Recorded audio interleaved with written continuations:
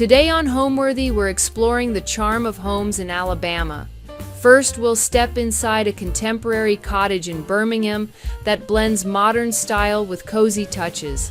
Then we'll visit a Palm Springs-inspired retreat right in the heart of Alabama, offering a unique blend of mid-century vibes and southern warmth. Finally, we'll tour a Birmingham condo that radiates classic southern charm.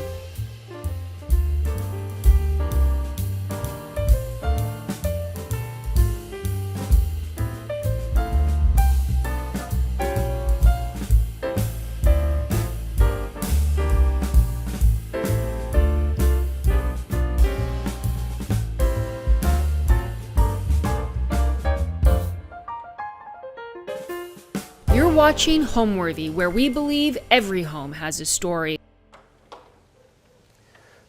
Hi Homeworthy, I'm Paul in Birmingham, Alabama, and welcome to our home. If you'll come on in.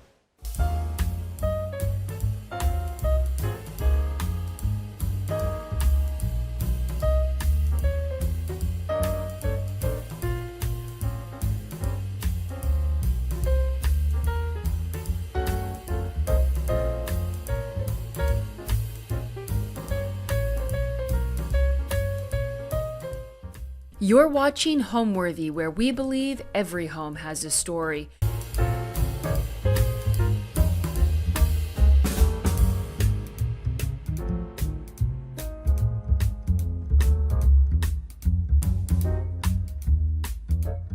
Hi, I'm Paul Bates. I'm an architect in Birmingham, Alabama, and welcome to our home. I share our home with my husband Nashmi Alketbi and our two Labrador retrievers, Emerson and Walcott. Our home was built in 1927. That was, as with most cities, Birmingham's sort of heyday, where things were thriving, the houses were beautiful. We had really great architects back in the 20s here. And one day, Nashmi and I, my husband, were driving by, and I said, I would really love for us to live in that house. And we were on our way to a friend's house who lives just down the road. And lo and behold, a few months later, 6 months later or so, it went on the market and we bought it. So we walked in, we only went in it once. We went in it and I'm like, oh my gosh, Nashmi, it's perfect. We can move in it just like it is. So then we bought it, we closed, we went back, and I'm like, oh my gosh, what was I thinking? So the walls were nicotine, all the little bit of trim that it had was all dark stained brown. The beams above were dark brown and all kind of dowdy, so we kind of took that and went with it. And here we are today. So I thought we could move in it just as it was, and we ended up basically redoing the entire thing. We gutted it, we replastered the interior, and of course we did all the bathrooms and the kitchen and all. It had a really great layout already. And one of the things about the houses of the 20s that I really love is most of them are really good ones, are one room deep. And with a one room deep house, you get natural light from multiple sides. And that is so wonderful because it makes people happy. It makes me happy, so I know it makes other people happy. Welcome to our living room. We don't have a formal entrance hall. You step from the front door right into the living room. So the house is somewhat casual, as we are as well. So most of the pieces in here I had made by a cabinet maker, furniture maker, Michael Morrow. This little table, I would design it, draw it, which is what I love to do. And then he makes it. And does a beautiful job. This is a desk that Nashmi wanted a desk. So I said, oh, okay, cool. So I started out with a desk and I designed two options for him, and he chose this one. And I thought, oh, it'd be really cool if we made it a desk for two. So here it is. It's 10 feet long. It's made out of old oak. We love it. So we don't use it as a desk anymore. It's more of a console. We also enjoy collecting mid-century pottery. And I tend to focus on a man named Herman Collier. And he was a Danish pottery maker, and this is one of the pieces, but we both look for them. There's a lamp in here that is really special to me. Nashmi and I went to Paris, our first trip together, and we walked in our hotel. It was a really, really cool hotel. It was called the Mark, and it was beautiful. I walked in and I'm like, oh my gosh, this is amazing. It was the most beautiful hotel I'd ever stayed in. It was a small boutique hotel. Turns out it was designed by Michel Bonin.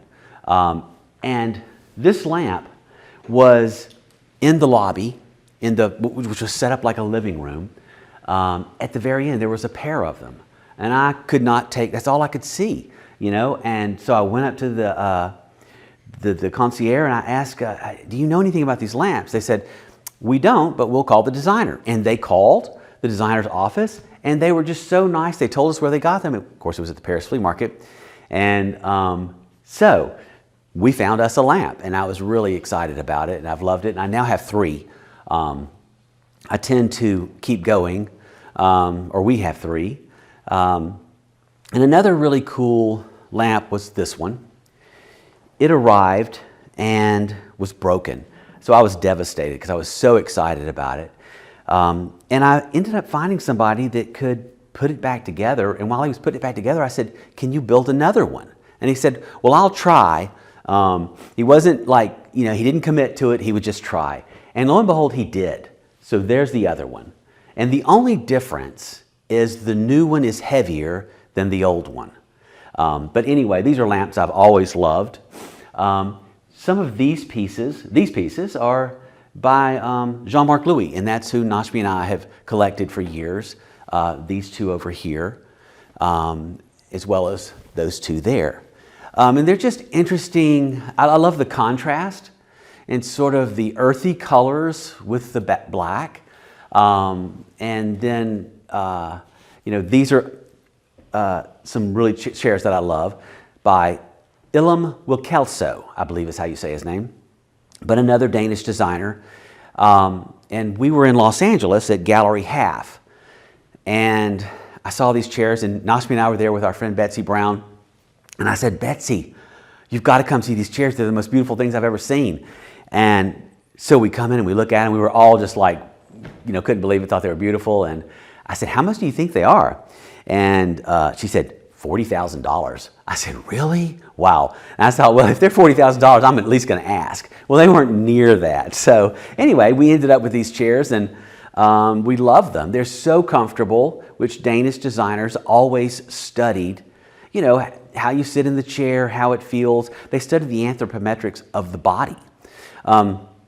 Another special chair is this wingback chair here, which I gave to Nashmi for Christmas one year. We always wanted a fireside chair, and it took 3 chairs to get it right, but we got it right this time. This chair came from Rath Gallery in Austin, Texas. A wonderful little mid-century, not just mid-century, but a shop. These urns are really special because of their enormous size, and we have a pair. I always love a pair or 3. So one of the things that I do want to talk about would be these screens. This pair of wooden screens that I had made years ago were inspired by doors that were designed by David Adler. And it was the Clow House in Chicago that had these doors. And I remember visiting that house, and the doors were enormous. I mean, they must have been 12 feet tall. And they had this concentric pattern, and I just loved it. So I came back, and I couldn't get that concentric pattern out of my head. And so I ended up doing these, but I did these as a labyrinth. So it starts here, it has a beginning, and it has an end. So it just works its way around until it spins out. And again, these were made by Michael Morrow. You know, and he helped with the finish. And well, Nashmi and I, we didn't like the finish. And so Michael let us come to the shop. We spent a month and a half of our weekends sanding these down. And we didn't know where we were going with it. And all we did was sand the top surface off. And we loved them. So it's really Michael's finish on the base, and then ours on the top. I had this sofa built. I don't know why I have to make everything. I think you can buy some things, but this sofa Grant Trick made, and that's Walcott, and he really loves it. He sits there all the time. Wow, well, first of all, I think it was the longest renovation in history. I didn't think it was ever going to end. We started out, we were just going to redo the kitchen because we didn't have any money.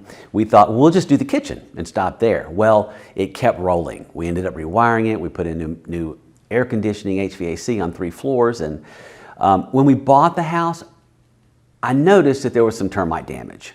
It was never discussed by anybody, but I was so in love with it, it didn't matter. The backside could have fallen off and I would have still bought the same house. So when we started our renovation, I knew we were going to have to take up the hardwood floors, which was really hard for me because they were beautiful. But we took them up, and it turns out the floor system was just eaten up with termites. We had to reframe the entire main level of our house, which for me was fun. And we had wonderful craftsmen, I do want to say that, and it would not be such a great house today without them. We had a framer, his name was Troy Parker. He did a beautiful job. He helped, as we walk through the house, you'll see sort of shapes in the plaster. Well, underneath those shapes, Troy framed it all. And then we had a plaster person come in on top of that and apply the plaster, the 3 coats of plaster. But anyway, it was really amazing. It was hard, it was slow. Our plaster person, who I just adored, I would come home every day like a kid from school because I was so excited to see them. His name was Norman Ward. Norman said to Nashmi, I know that Paul's going to be my friend when we leave, but I'm worried about you. Nashmi said, Norman, I'll be your friend when you leave. So he was so ready to go. He was in our house 5 months plastering. So it was just, but it was a lot going on. And so I think all the steps were hard, but they were all meaningful. The cabinets were made by a friend of mine that I've worked with for maybe almost 20 years since he started his business. And that's how I got to know him. He made all of our cabinet work that you see, all the kitchen cabinets. His name is Michael Morrow of MDM Design here in Birmingham. So I also got interested in furniture. And it seems like when I do something for us, it's like I place all the furniture and then I ultimately have to have the pieces built, which I love to do. And so Michael is not only a cabinet maker, but a furniture maker. And he makes beautiful furniture. And so he built a lot of the furniture in the house that I'll show you. Someone asked me, David Netto asked me, was there a mistake that you regretted or a mistake that you made? And I said, oh yes, there was. So it was the front door. And the front door, I wanted a solid door with horizontal planks of old oak that would match our interior doors. And Nashmi wanted a door with glass lights. Well, you know how sometimes you win the battle and sometimes the other person wins the battle. Well, I won that one. And I got my door with horizontal planks that matched the interior doors. And when it went up, I'm like, oh my gosh, it's so dark. So we ended up building that door again. And we did put lights on the top, so Nashmi was right. We put shutters on the inside. And Ken Jones of Woodworking Dynamics is the person that built that door and many doors for me and did many things in this house as well. A wonderful woodworker. And these, I really am fond of woodworkers. My father was a woodworker. And so it's sort of an important aspect of the whole process for me. Welcome to our kitchen. I want to talk a little bit about the cabinetry, its inspiration, and how I wanted this room to not look like a kitchen. This again was taken from David Adler's doors. This is a literal concentric pattern similar to his doors. And everything is made out of white oak, quarter-sawn white oak. And I basically, we put a simple finish on it. We try to get to, just an oil finish with a little bit of liming in it, but we just keep it very simple. So the main goal was so that it, since it was right off the living room, I just didn't want it to look like a kitchen with huge appliances. So here we have our island out of this old oak. We have a black oven on over here. And so Najmi came up with a great idea of, hey, why don't we stain the cabinets black to the left of the oven? So we did that, and it turned out great. I had never done black cabinets before, so I wasn't sure about it. So the cooktop, I wanted it to look more like a console. So it's on legs and didn't, make a loud statement that it's a range. And we use this kitchen every single day we cook. I'll tell you, one of my favorite rooms in the house is this little pantry. And it is an instant pantry. It is very small. I think it's like 8 square feet maybe. And where we keep our dishes, I have a tendency to collect these glasses with this gold leaf on them. I love those, and so sometimes I get obsessed about things and I keep going a little too far sometimes. But this is where we have our coffee pot and our tea kettle and things like that. One thing I didn't mention about the cabinetry is the countertops are bronze. And one of the special things here was to do this recessed water line here, reveal. And that was just, more of a traditional element that I've seen for years in stone pieces. So we were able to do that in this bronze to have this reveal around the perimeter. I'm pretty sure they will never do it again. But I love it. I'm very happy with it. And again, bronze countertops here as well.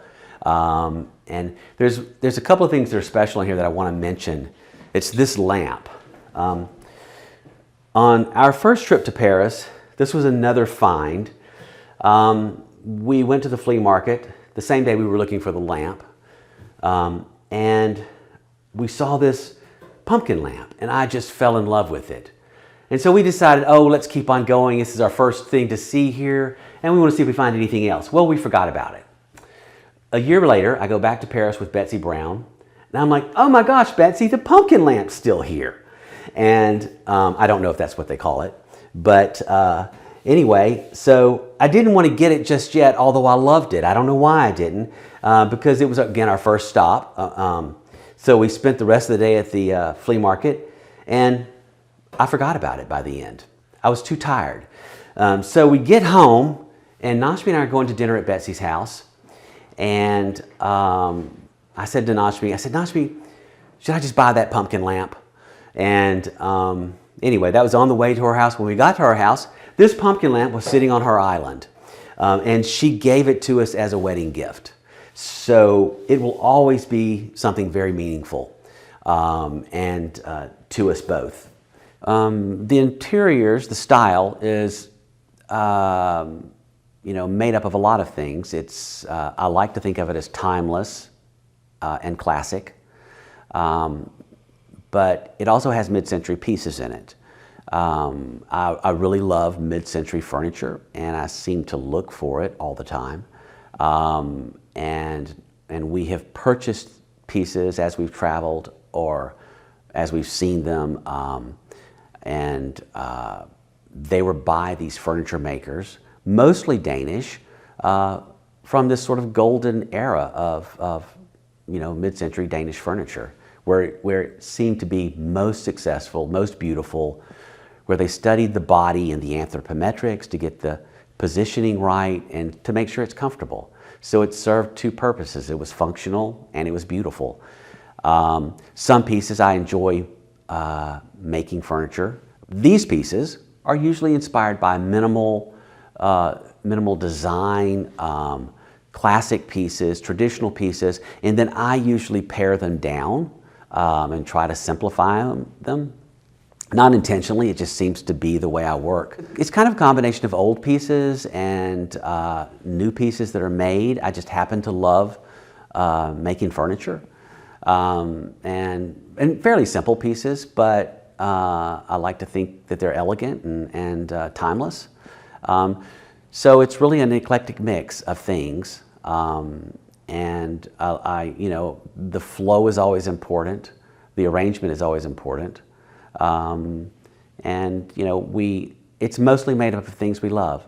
This is the refrigerator here, and again, all of the large appliances I wanted to try to conceal as much as possible. So we did this panel on the front, and that's all of our food in there. But anyway, yeah, so the goal was to make it go away. I mean, in a paneled wall. Nashmi is the cook in the family. He is a wonderful cook, chef, and he doesn't necessarily go by recipes. He might read a recipe and then do his version of it, but it's always just wonderful. And we cook here all the time. This is not a show kitchen. It's a used kitchen. I wash the dishes, so that's my part, my contribution. But I'll tell you, these here are a pair of sconces by Felix Agostini. He was a furniture and lighting designer. He was originally from Paris, and these are really special to me. It's a piece of cast bronze, which is mounted to the wall with the shade above. And he makes, a lot of different styles. But anyway, I found these. They were a great deal, and I absolutely love them. So that's one of the things that's special in this kitchen. I didn't know any architects except Mr. Brady. And I don't know that at that early stage I really thought about it, but my dad was always building something, either our house or someone else's house. And he always had beautiful lumber, like huge heart pine beams and columns and timbers, and I spent a lot of time pulling nails from those timbers. I spent a lot of time moving piles of old brick. And those were the materials he worked with. So those were the materials that I knew. And I think that exposure was probably the seed. I sort of went from there. But I never really consciously thought, oh, I'm going to be an architect. It's just that I spent time with my dad building things. I still like to build things. It's exciting, it's fun, it's meaningful, and it makes our lives rich. This is our powder room, and it's very small, but it works great. We found this old stone relic. I think it was some kind of baptismal font or something, and we turned it into a bowl. And then we had this bronze base made to support it. And then of course I love black and white tile, and so I played with the pattern here in the powder room. It was so small, I wanted to make it as cool as possible. But yeah, so this is the powder room, and then on to the drawing room, which is traditionally our dining room, and we have it set up as a dining room, but it's also where we both have a desk. This is where I work at night and weekends, where I like to come home and I'll bring things home and work on projects. Obviously, we have a little obsession with books, as most architects do. So we have a huge collection of books, which this table gets tall, and then we clear them off and put them somewhere, and it shrinks. So last night I cleaned this table off, and I know it doesn't look like it, but there's probably twice as many books on this table. But yeah, we literally use this room to work in. We'll dine in here if we have like parties at Christmas or friends over. We can seat 12 people, so 8 at the table and then 2 at each banquette. We have something that's really special to me are these chairs, and Nashmi and I collected them. They're designed by Carl Clint from the 40s, I believe. 30s and 40s was when all of this happened. But they're just, they're wonderful chairs. We could not afford the entire collection at once. So I asked the dealer, I said, can I buy half of them now and half of them next year? And he let us do that. He kept them, and we bought 4, and then we bought 4 more. you don't know until you ask. But this is my drawing board. This is Nashmi's desk. We found these lamps, wall sconce that I like to think are in the style of Jean Royer, another furniture designer from the same period. They're not Jean Royer wall sconce, but I like to think they are. But they are from the 30s or 40s. They didn't know the exact age, and they do have a lot of age on them.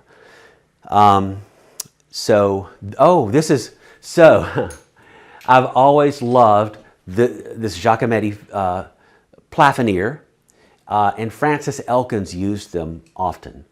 And that is where I first saw one. In a David Adler house. Frances Elkins was the sister of David Adler, and she was a decorator from that same time period. And so there was a plaster artist in Brooklyn, and I read on his website that they would make custom pieces for people. So I sent them a picture of this Frances Elkins plafonnier, and I asked if they could make one. And they said, oh, we have one. So I wrote back and I said, oh, but I need one that's 32 to 36 inches in diameter. And they said, ours is 36 inches. So here it is. I absolutely love it. We were so tickled to get it. Yeah, so, all those things, it adds meaning to that piece. The fact that we had to find it. We loved it from the beginning. And again, in here, you'll see some of the mid-century pottery that we have collected, a few pieces. And one thing I got interested in was mid-century modern Danish landscapes. So these are two. So I buy them. It's really inexpensive art. This is, I believe this artist's name is Lily Edge, E-G-E. I may not be pronouncing it right. But you can see these are two wonderful landscapes. You can see the barn in the background. You may not be able to see it. But anyway, it just, it was so wonderful to find these. And it's something that's really inexpensive. And I've loved them. Here's one over here that we recently purchased. But it's so cool, just the earth tones and the greens. And it's just something fun to do. This is a table lamp, a desk lamp by Carr Clint also. And we have a pair of them. And anyway, really love those. This is something that's really special. And this was given to me by a dear friend, James Carter. It's a map of Mobile Bay. And I'm from Mobile, or from a little town near Mobile. And so that's always meant something to me. We were at dinner one night years ago, and I told him about it. I said, I didn't buy it, but I really liked it. And I collected maps. And so I went to the bathroom, and he picked up the card where I showed him about the map, and he bought it and gave it to me for a birthday present. Anyway, so again, something that means something to me that came from a special friend. I come home every day and it makes me happy. There's just an abundance of natural light, which makes me happy. I can see out of every wall that I turn, there is a view to something green outside. And it has a real connection to the landscape, and I really love that. I grew up in the South, so we spent our summers outside. When I was a young kid, I can remember building little cities in the sand under humongous oak trees with my Matchbox cars. I think the connection to the outdoors is what I love, the volume of the spaces, and that we had this wonderful opportunity to live here. Now let me take you upstairs and we'll go to the primary bedroom, where it's like a tree house. This is the primary suite, the entire level. Not that it's that large, but the entire level is devoted to our bedroom and dressing room and master bathroom. So we'll go into the bedroom now. This is the primary bedroom. One of the first pieces that I bought that was sort of of the mid-century era were these ram horn lamps, which I was so excited about because I love horns. And it turns out they're resin, but I didn't know that at the time. But I still love them. They're beautiful. I mean, they're great duplicates of something real. These are some of the pieces that I had made with the pencil reed, rounded the corners here, and you can see up close the little brass nail heads that I used there. That's a pair of chairs. Paulo Buffa was the designer of these chairs, of the same period as all the others, but they're wonderful chairs that we found at the Paris flea market also. And yeah, they were really special. So brought them back, had them reupholstered, yeah, so that's about it for the primary bedroom. And then, of course, some of the boxes that are all over the house, of the 40-something boxes. But let's go into the dressing room. Well, I think this house had a soul before we got here. We took that soul and added to it to make it special. But it was already special. And it's been very special to us. I think you can take a box and give it a soul. It starts with the people who are living there, and are they loving it?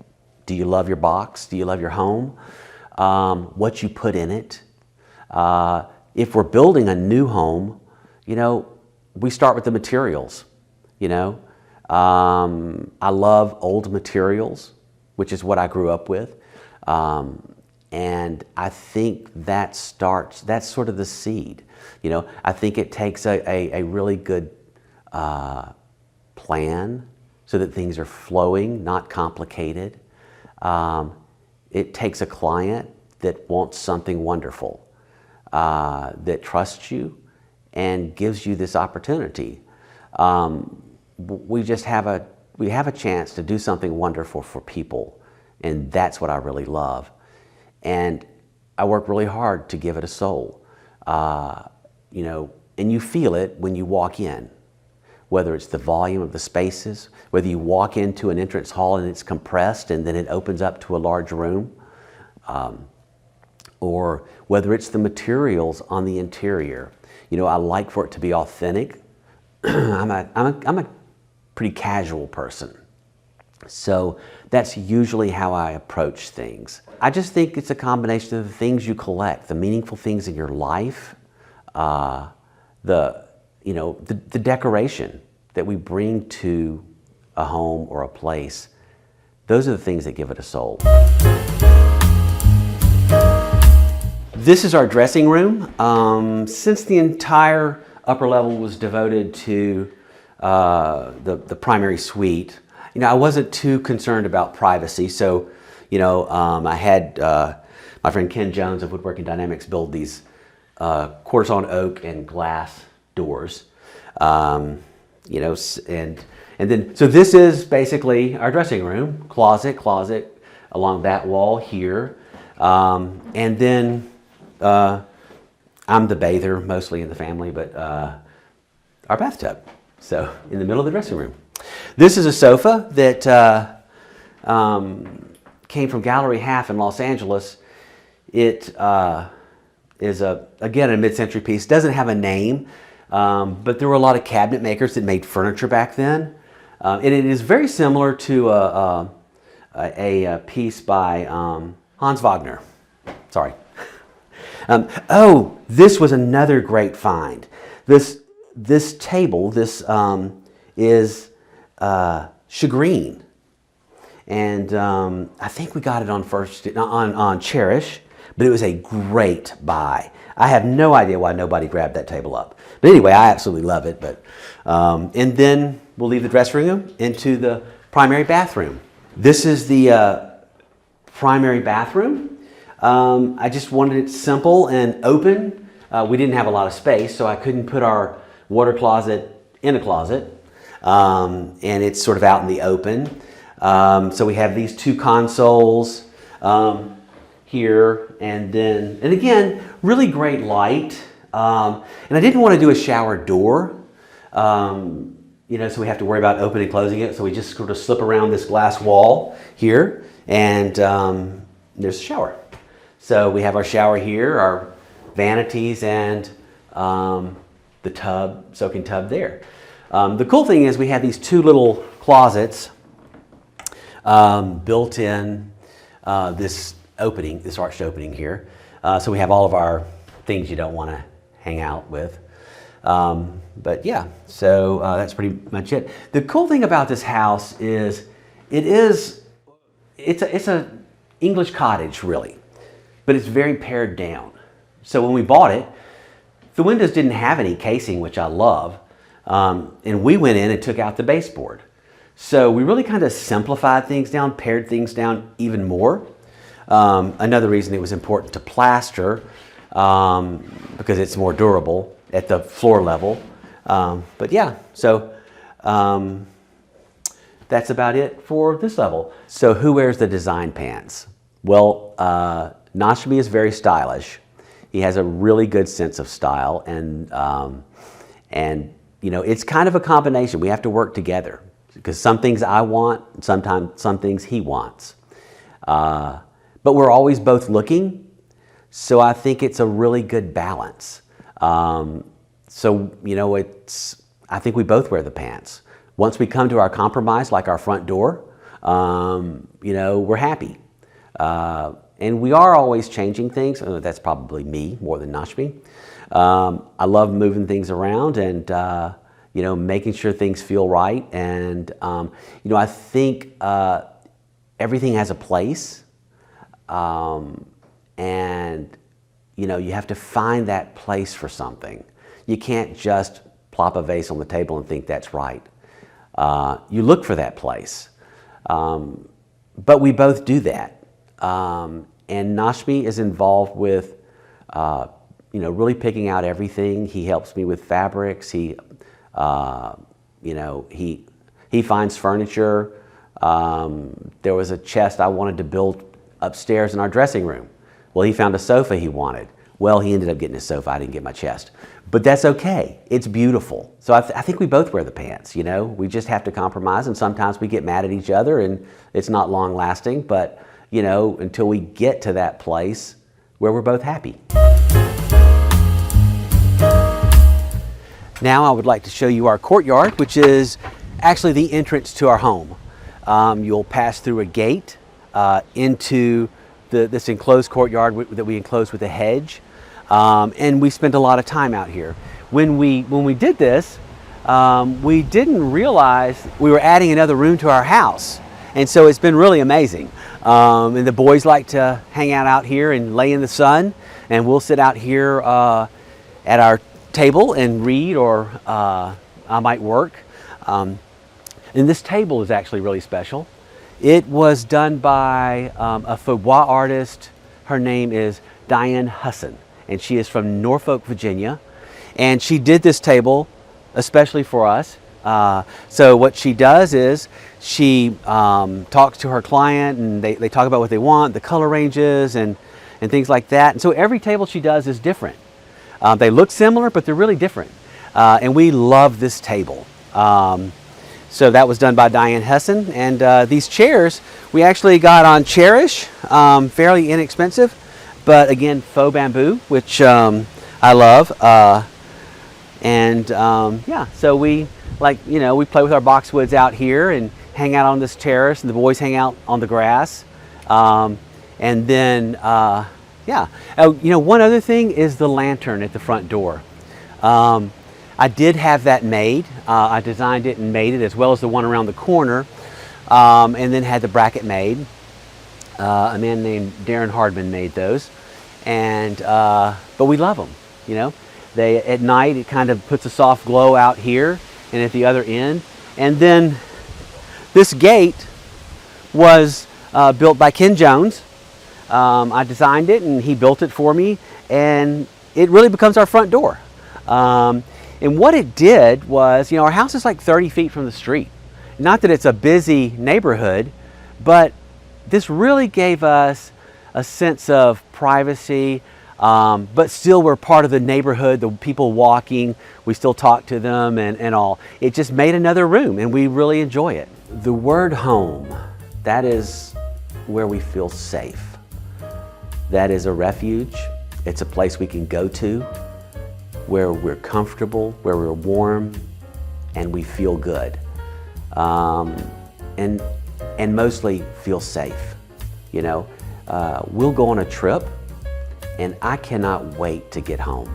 I'll love my trip, I never regret it, but that last day I'm just racing to get home because I love it. And it's where I'm most comfortable, it's where I feel safe, it's where my family is, it's where our dogs are that we treat like people. You know, that's home for me. Home is where the things are that we've collected, and not in a materialistic way, you know, because most things could, you know, they can break and, well, we can find something else, you know, it's not that big of a deal. Now, the dogs are different. You know, when I have workers in our house, if the dogs are here, if they're not at the office, I say, look, if this house burns down, the only thing that matters are my boys. Today on Homeworthy, we're bringing you to Birmingham, Alabama for a look inside the stunning and unique home of lifestyle and home decor blogger Danielle Yancey. Built in the 1960s, this one-of-a-kind home combines a European feel with modern touches, featuring graceful arches, towering ceilings, and expansive rooms. Inspired by the glamour of old Hollywood and the vibrant style of Palm Springs, Danielle has artfully incorporated these elements into her decor. She gives us a tour of the outdoor space, which is equally impressive, with a gorgeous pool and 2 circular courtyards, before heading down to her sensational wine cellar. Enjoy!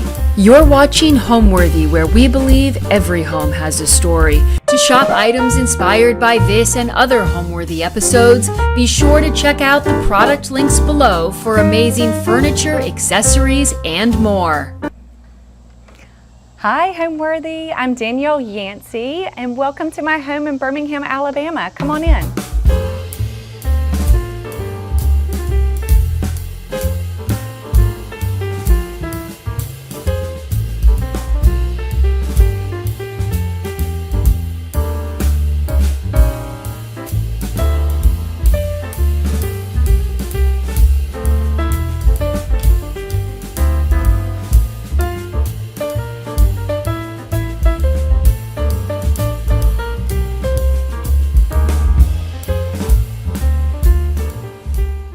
This home we've lived in for about 7 years, and this entryway was the spot when I first walked in this home and saw the reflection of the courtyard and the pool, and that's what just kind of took my heart. It was such a beautiful moment walking through this foyer, and we weren't really looking for a new home because we had built one about 4 years prior, and we're getting settled into the house.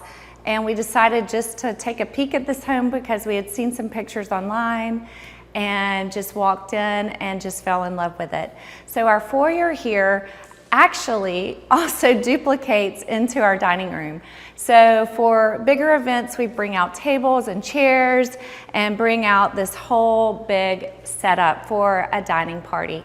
And this dining room, it's so interesting because it's so open and you have this view of the exterior of the house. So you have this gorgeous view of the courtyard and of the front area, and it's like nature coming in into view with your experience inside your home. And this marble table, I just decided to put a simple round table in here as an entry table, but it also transforms into our dining room table too. And the antique doors in the house, there's 3 sets of antique doors. One set is here at our front door. And these are from New Orleans. The original owner had purchased some beautiful antiques from New Orleans and incorporated them into this house. And these doors are original to the home, and I don't know what type of wood they are, but they are gilded with gold. Our home is definitely a mix of so many elements. So we have floor to ceiling windows, we have brick archways, we have antiques, we have very new, modern looking items in our home. So it's got a different mix of elements in our home. The architectural style, I wish I could actually meet the original architect of this house, Fritz Whaley, and just interview him about the home and where his mind was, because it was so just forward and ahead. This home has a mix of, I would say, a European, modern, esque elements to it because of all of the arches, and then you've got the modern floor to ceiling windows, and then there's also some traditional and antique elements that are so beautiful, like the chandelier. And so a lot of the lighting in this home is original to the home, and I've kept, you know, a lot of the pieces that were original to this home, and I've kind of updated and changed a few things and made some modernizing of the home. When I walked into this home, the first thing when I saw that pool and the courtyard and the windows, my heart immediately leapt to a Hollywood glam, a Palm Springs kind of feel to the home. And that's where my mind went as soon as I saw it. And I love mixing elements. I love mixing silver, I love mixing gold. I have this huge disco ball that I found, and when I saw it, it just made me want to add it into this home and mix that kind of like Hollywood glamour, Palm Springs style into the home. And that kind of started this whole addition of disco balls and modern glam, like the lacquered black furniture with the crystal knobs and hardware. And so I really wanted to incorporate a lot of gold and black, because a set of antique doors that's in our living room really spoke to me and brought in that black element and gold element into the home. Every room is a little different, but it all kind of comes together. We have, I believe, 7 fireplaces in this home, and they are unbelievable. We have actually changed, I believe, every single fireplace. This is a see-through fireplace. It's a double fireplace. So there's one on this side and one on the other side in the living room. And we actually do turn on our fireplaces. You would be surprised in a home in Alabama how often we do use them, because especially on this side of the house, the original part of this house is built in 1963. And back in 1963, I am assuming, and I don't know, but the double paned glass was not put in on this original side of the house. So all of the glass on the original side is a 1 panel glass. So it gets really cold in the winter and then really warm in the summer. And we do have our heating and cooling system, but it works a lot. And it's nice to have that additional fireplace heat to walk in. Also here in our dining room foyer, we have some artwork. And this artwork is from a local artist as well as my dog, Trooper. So Trooper actually hand painted this artwork. And if you look closely, you'll see his paw prints all throughout the artwork. And this is his little toy that we had at the time, his little frog. And the artist this was actually for a charity, Hand and Paw, and it's an animal-assisted therapy program where animals will go into facilities and help those that may be anxious or scared, and this is just a therapy animal in different facilities in Birmingham. So this was for charity. He walked across it, put his paw prints in it. Then Beth Bradley, the local artist, also takes this and then finishes it with what she has in mind. So you don't really know what's going to happen. You choose the colors, and then it's presented at the night of the event, which is super special.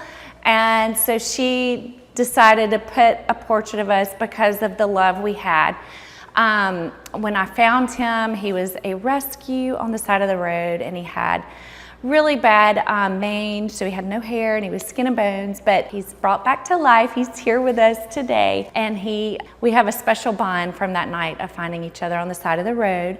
And so that's super special. I put it up front because I feel like it has this kind of grayish silver color that kind of matches up front. The other two pieces of artwork we have in the foyer is a local artist as well. I love the abstract look, and the black and the gold and the ivory just fits so well for this foyer, and kind of pulled that black and gold into this room too.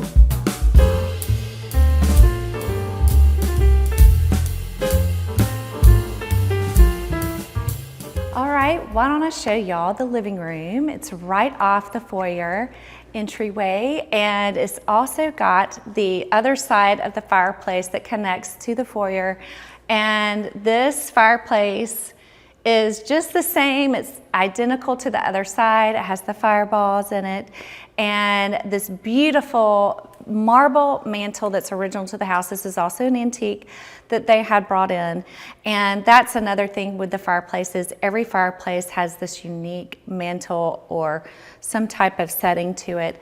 And so this is beautiful. I love how it incorporated this kind of soft, kind of floral, feminine look to the room, which made me want to include a lot of pinks and floral notes to this room as well, to make it a little more feminine but bring in some masculine too. But the doors that I spoke about, the antique doors, this is the set of doors that I just went after. And I was like, I really want to incorporate a lot of the black and gold through the house.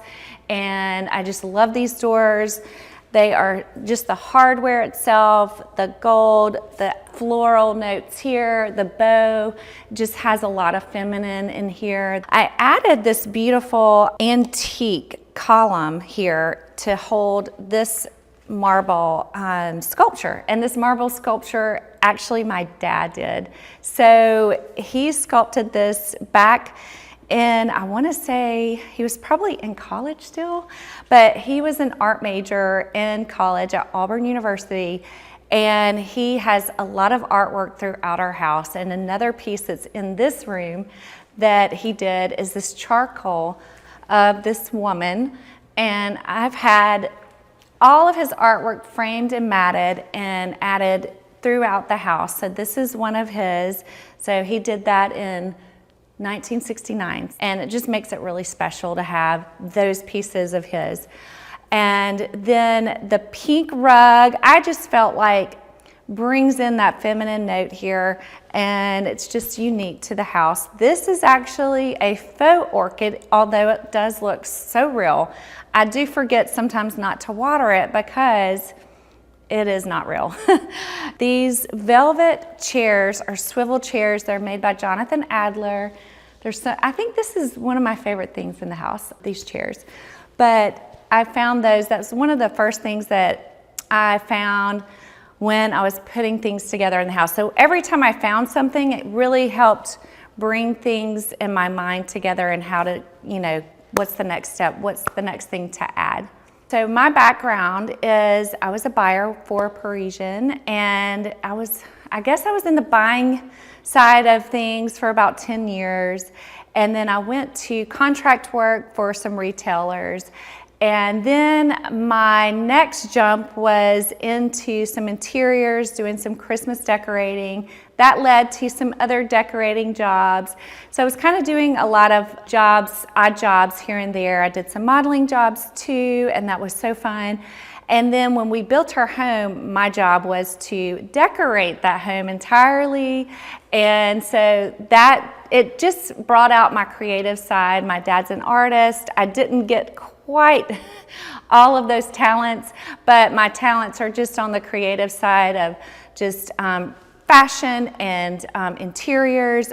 I just love putting together colors and textures, and it's been so much fun. When we found this house, my mind was going in 500 different directions because it's such a different type of home. And really not much from our other house made it to this house. It started here, but then it just kind of like started to dwindle off. I would sell some things here and there. And so everything just kind of like started to evolve here at this house in a whole different direction. This is just something that I have a passion for, and it's brought a lot of life to my blog, and I love to incorporate a lot of home and just interiors into my blog as well. Floor to ceiling windows, I believe, are 14 feet throughout this original part of the house. As you go through the rest of the house, they start increasing. But this side of the house, they're about 14 feet.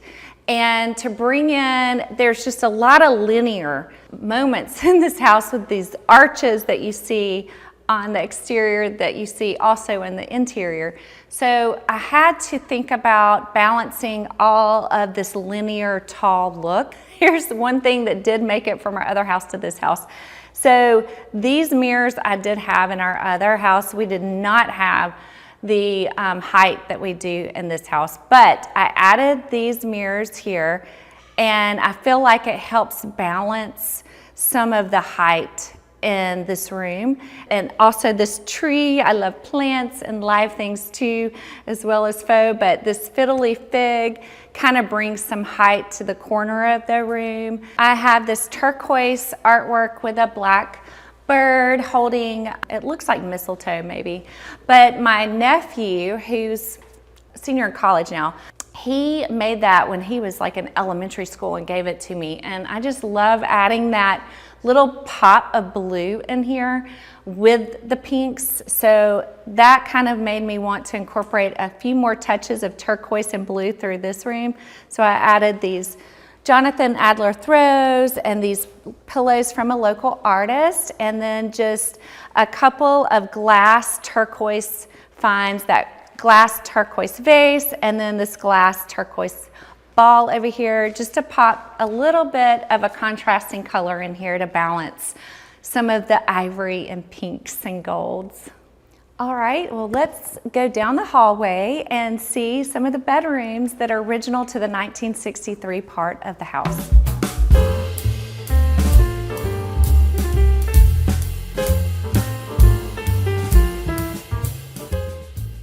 This is the original primary suite of the house, built in 1963, and it is very high ceilings. Again, it's their 14-foot ceilings. There is a lot of fabric on the windows behind, and these are the original fabric panels, curtain panels that were on the windows. And I've loved having them in here. I loved the color, so that kind of like brought what color I wanted to bring into this room. It also faces the pool, so these doors open up to the pool, and so that also made me want to add blue into this room to kind of bring that blue pool water look into this room. This is the third set of the antique doors that are original to the house, and these are more cream and gold, and it has the same bow and floral features above it. And it's just, I love all the, even though they're not new and they're cracked and they need maybe some painting and trim work detailing, I just love that. I love that contrast of old and new in every room in this house. There is marble throughout this home on the floor, and it's all Alabama white marble. And throughout this original part of the home, it has more grays and gold veining throughout. And then as you make it through the newer part of the house, you're gonna see it transform into a little bit more pink. But this is such a beautiful, like the floors, everything that these floors have seen, I cannot imagine from the 60s till now, but these are their original floors as well. I brought in a lot of silvers as well as gold in this room to play off of those blues and just make it really serene. I have these Jonathan Adler chairs that have some black metal and then acrylic and then this turquoise velvet to soften it up. and also this acrylic and gold bench with velvet. And then I had the mirrored glass side tables as well as the lamps and a few mirrored pieces in here too.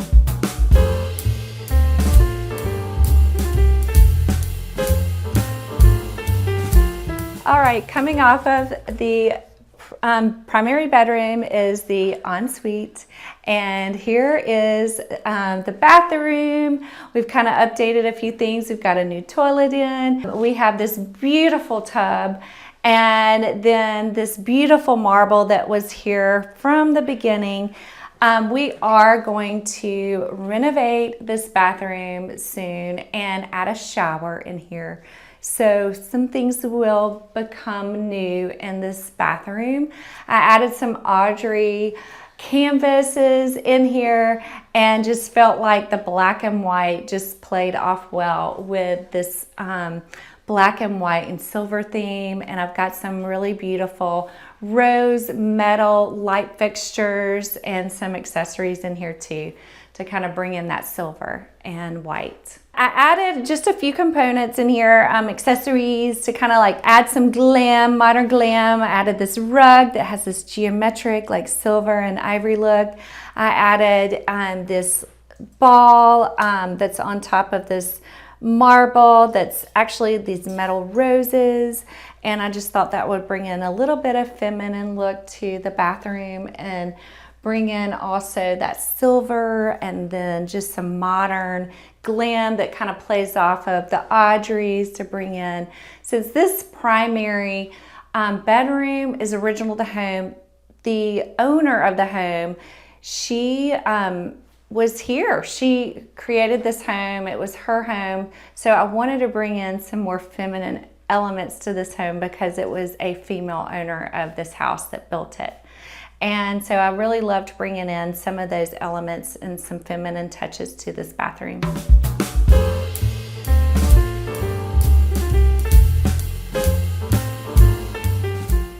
So here is our kitchen. I think this kitchen was renovated in '95 when they added on to the house, and it's expanded. It's actually so interesting. Half of this kitchen used to be like a little entertaining card room, library, little reading room. So they opened it up and created this really large kitchen, and I really love how open it is. You'll notice that the ceilings in here are the lowest ceilings in the house. And so the ceilings are low because above us there's actually a bedroom and also some attic space up there for the air conditioning units and all the electrical. So it's definitely, when I walked in the first time I saw this kitchen, I was like, wow, why is the kitchen so low? But now it kind of makes it cozy, and I like it, especially in the winter. I feel like it really gets warmer in the kitchen and it's nice, but it's definitely a cozier place in this house. They had a lot of professional appliances put in, so that was really nice. We have a large amount of room in our refrigerator and freezer. We have a big range, very much an entertaining space. So this home has been used for many different parties since we've lived here, and I know before us they entertained quite a bit. So it does make for an easy flow and an easy way to entertain. When I walked into the kitchen, I really wanted to find a table that spoke to this room and kind of helped kind of bring some modern look to it. And I love this lacquered table, this oval tulip shaped base, and it just adds a new shape into this house. And I love the tulip shaped chairs and the white lacquer on it. I like to keep things pretty clean in here. We have a lot of mirrors on our wall. We're actually going to do a renovation on this kitchen and a couple of other bathrooms and bedrooms in the house and finalize our renovations, because we've kind of been renovating here and there since we've moved in. And so the mirrors will no longer be in the house after we finish our renovation. So it's gonna really change the look of this room. The one thing when I moved into this house, And as I lived in it and cooked and spent some time in the kitchen, I really couldn't see the pool. And I love this fireplace so much. This is original mantelpiece from New Orleans. It's antique and it's hand carved wood. It's a beautiful mirror that matches. We will find a new home for this because we are planning on taking this wall out and the chimney and the fireplace out so that you can see that beautiful pool. It's the view. I think just seeing it just makes you happy, but just being able to see outside is so fun. But this, I'm so sad, will not be staying with the house once we finish the renovation. I decided to frame this cute little letter that we received, I guess it was July 26th of last year, 23. We were left this letter. We actually rented our home, and we don't ever rent our home, but we were approached last year to rent our home to a special guest in Birmingham. And he left us this letter, he and his wife, thanking us of opening our home while they were in Birmingham. And we moved out and they moved in and they stayed here for 2 to 3 months, but it was Matthew McConaughey and his whole family. And we just cherish this note that they left us. So we were still in Park City when they left the note, and our real estate agent that approached me, he was the one that approached me to rent our home. He was like, would you want to rent your home for a A-list celebrity? And I was like, I don't know. What is going on? I thought it was a joke at first. And so he came over to visit and we talked about it, and it just started developing. I was like, well, we're actually not going to be here this summer. We're going to be in Park City. It could work out. We've got to finish up some things with a renovation we had been doing last year, and it was a lot at once, and we were like approached very last minute. They had looked at like 50 homes in Birmingham, and so we were one of the last ones on the tour of homes, and it was just a lot going on for a month before we got approached and moved out. But it worked out, and it was just crazy. I still can't believe it happened because we weren't even here. So it was like we handed our keys over, left, and then came back and everything was just the same. So we were like, did it happen? But we heard all about Birmingham and all the excitement in Birmingham, and how they had, you know, the McConaughey spottings everywhere. And so we were like, we think it happened. But when they left the note, our real estate agent came over to like check everything, and we were still in Park City, and he sent me a picture, and I was like, oh my gosh, that's so cool. He left us a note. So we'll keep that forever and keep it framed. So these are our pantry doors on each side of the banquette. That side kind of houses more of the china, the plates, all of the fun decor and placemats. This side we keep all of the food in. However, we're going to lose this pantry during the renovation, and we're going to create a new set of stairs to the upstairs bedroom. Right now the stairs are very steep, they're not to code, so we're going to create an easier way to get upstairs and actually be able to use the space and have guests there. And this is actually the cutest little nook. It's this hidden door that houses like some cleaning and a trash can, but I love that hidden door. Like hidden doors, there's a few hidden doors throughout the house. It just kind of is very sleek and you might not even see it. In fact, the door that goes to the bedroom upstairs, we looked at this house 3 different times before just really deciding on, okay, yes, let's do this. The 3rd time we looked at the house, I was like, what does that door go to? And we didn't even know about the bedroom that was upstairs. So that was kind of a surprise addition the 3rd time we looked at this house. Let's go take a peek outside and show you the pool, the patio, and more.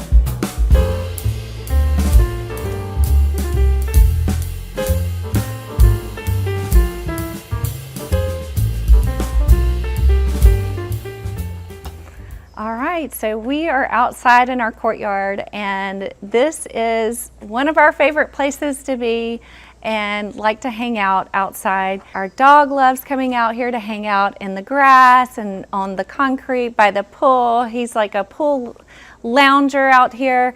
And so we have a lot of different spaces to enjoy, and just relax out here or entertain. Our pool is so unique because it is a square, and we have these beautiful round dish type planters. They're huge planters out here by the pool. So they're on each corner of the pool. This is all original to the house. The white rocks, the planters, the square pool. And we did do some renovation work to the pool just this spring. So we had all of the decking repainted, and we had the pool cleaned, and we added new tile to the pool to freshen it up. It needed it. And so it's just got this now fresh, clean look. It's so nice to come out and enjoy the pool. The courtyard also has an upper and a lower courtyard area. The lower courtyard area is original to the house, and you can see that it has this circular shape to the grass and the brick around the grass, and then it has a half moon shape beyond that on the far wall. And this grass, it's so thick and so healthy. I love it. There in the center of the grass, it has this beautiful marble urn, and I added the concrete balls to the urn to match back to the marble. To match back to the fireballs in the house. But on this marble urn, you'll see this Greek key detailing, and I just love that Greek key detailing on the urn. And I also love the Greek key detailing on the iron gates that are original to the house.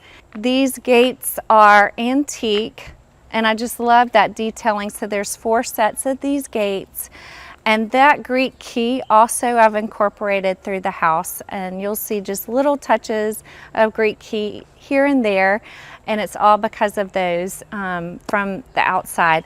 This lower courtyard, these are camellia hedges on each side of the wall. The camellia hedges had a really bad freeze 2 winters ago. We're still coming back from that hard freeze on this side of the whole wall, the boxwoods, everything. Got these beautiful roses growing along the lattice work back here behind this statue. The statue reminded me of one of my dogs, Sweet Pea, who's passed. And so I put this statue back here with the roses because she's such a beautiful little girl. I wanted her to have roses behind her. And so this lower courtyard also has these boxwoods that have been here for years, probably since the 60s. These hydrangeas that have just exploded. They're just now coming off their bloom, so they're more of an antique bloom right now towards the end of the summer. And then also there's roses on each side of the wall that bloom, and it's just a beautiful garden. It's has a very serene look. You get to see the hawks. We have deer in the back. We've seen fox before. We have coyotes. Feel like we have a wildlife National Geographic back here sometimes. But we love seeing the deer come up behind our house and all of the wildlife. And so our pool house is right here off of the pool, and we have 2 bedrooms and a living room in the pool house.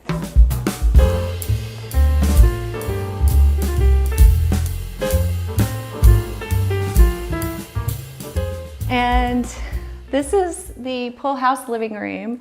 It has a lot more fun vibe in here, a lot more relaxing, more like a gaming area, entertaining area for kids or for my husband watching football on Saturdays. There is definitely a Hollywood glam vibe in here, and brought and incorporated a little bit more blues in here because of the pool and some watery features. I love this Slim Aaron's artwork on the wall. It just screams to me Palm Springs and take me there now. But I just love how the ladies are sitting by the pool having their cocktails and enjoying company together, and I just love that whole look and that whole vibe. So I definitely wanted to incorporate that in the pool house. And there's a lot of mixture of elements in this pool house. There's acrylic, there's gold, there's velvet, there are pinks, blues, just yellows, and all kinds of Hollywood glam. There's white lacquer in here with some geometric shapes. I added the fireballs in the fireplace with this glass fire screen, and this is an original mantelpiece also with the marble and the engraved roses. And I added Jonathan Adler light fixtures in here with these beautiful blue globo sconces and the chandelier, just mixture of all kinds of elements and color, and just wanted a really fun vibe in here. And I have some plants, some live plants, and then some faux plants in here too. And this table, I know Matthew McConaughey did a few news hits at this table because of the artwork behind him. So that was kind of fun to see on TV. But my husband did, he's been working out here in the pool house some, so he uses this sort of as his office sometimes.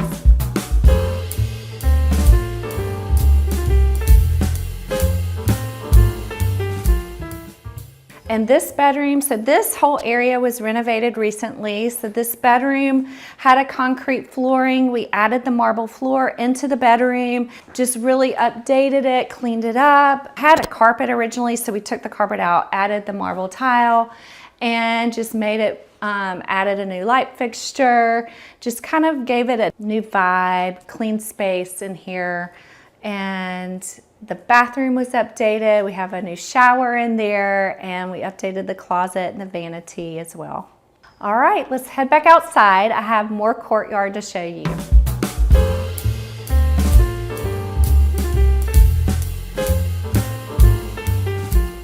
And this is our upper courtyard, and this also was not here previous to 95. So in 95, when they added the side of the house to the original of the 1963 house, this was all woods up to the windows. So they cleared this area and kind of mimicked, and they added this circular pattern up here that is symmetrical to the lower courtyard area. So there's the circular brick walkway and the circular grass. The beautiful antique doors to the living room open up to this upper courtyard.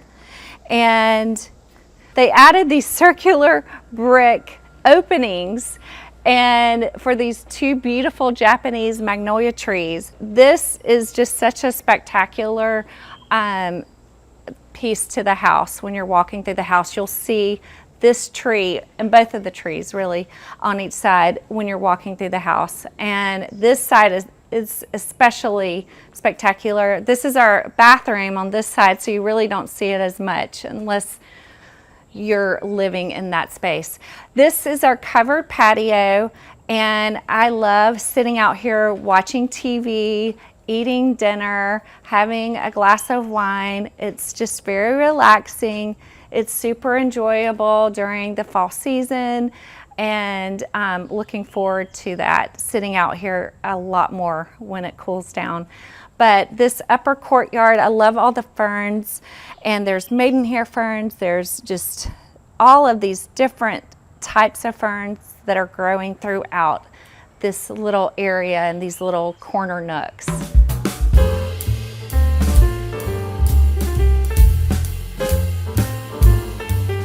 So we're going into the bar, and this is transitioning into the part of the house that was built in 1995. And this is a special part of the house. There is a tile here set in marble, and it's engraved with the year 1963 and 1995.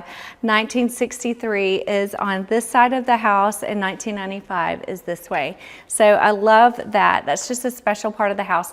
This is the hallway to the bar.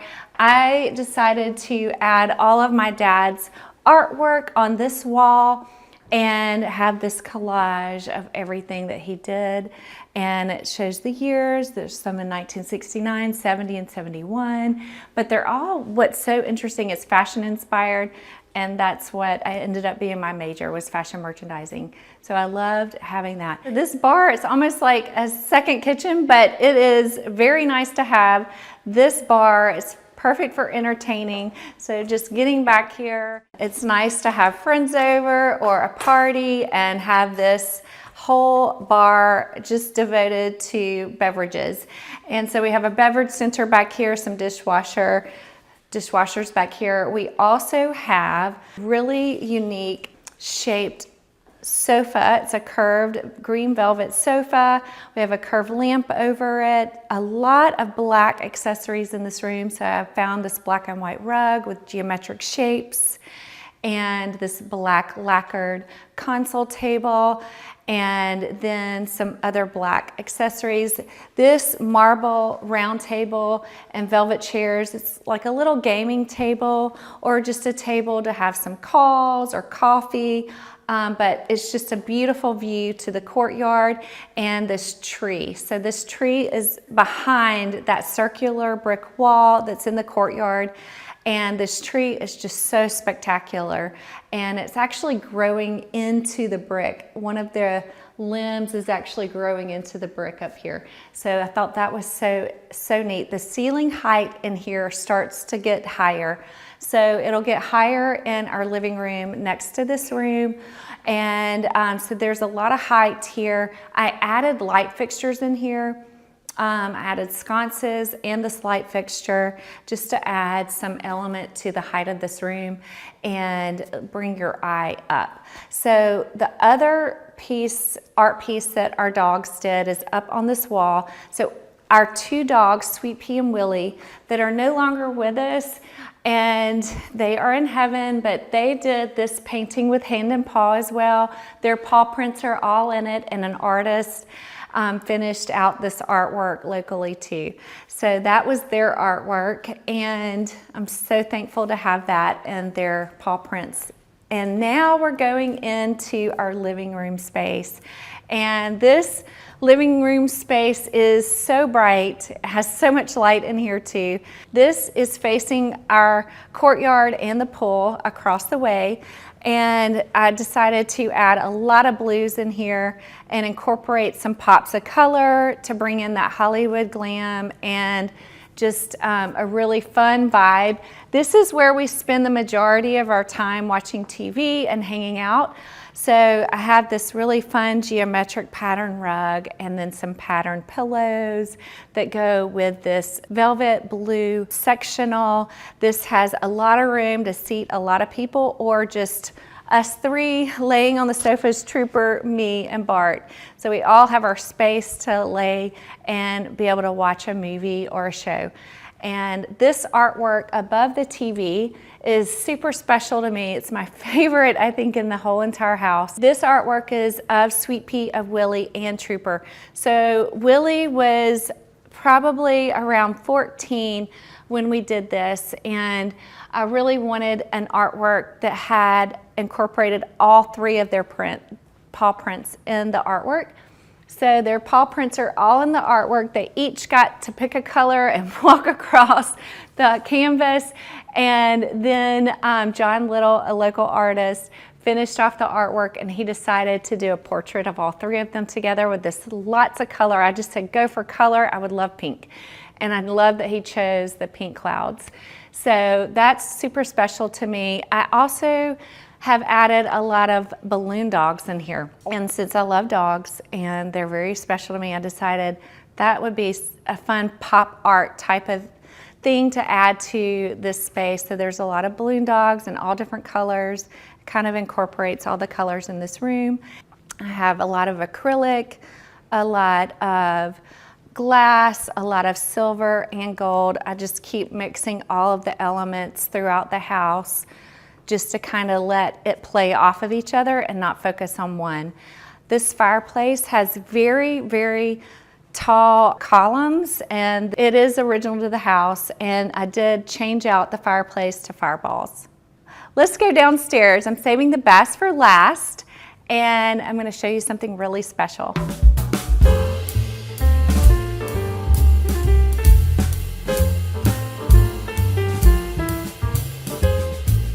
so I said this house was built for entertaining, and here's proof of definitely the entertaining spot of the house. The best for last, here's the wine cellar. This was here when we moved into the house. We did renovate it last year, and we updated a lot of different things, the racking and some marble tops on the counter in here. But this space has really opened up for entertaining and enjoying. I added some sofas down here, some tables so we can actually sit here. And it's really cold down here, so it feels really good during the summer. So come on in, I'm gonna show you the wine cellar. So here is our wine cellar, and this has been such a fun space, especially since we've kind of updated it. We updated the system, the racking, this countertop. And this wine cellar, we're just starting to add to it. So it looks a little empty right now. It looks a little sad, but we're gonna keep adding to it. Right now, I think the racking probably holds, we probably could hold thousands of bottles in here. It's a really big wine cellar. And this space was here when we moved in, so we have just kind of opened it up and renovated it a little bit. It had black racking before. We have this gold racking and this white countertop space, and I feel like it leans more towards what I had envisioned for the house and this Palm Springs look, so it kind of modernizes it a little bit. And I kept all of the wood elements in here the same, so all of that is original, and it just has a beautiful space now. It's lightened up, and I love that they incorporated originally these arches in here in the windows and the arched doors and the arches on the back wall to go back with the architecture of the house, with the arches on the front and the brick archway in the courtyard. And so I love that they incorporated and kept that architecture down here as well. Has just a lot of European feel too. So this room is one of our favorites, and we've enjoyed it, and we're enjoying adding to it.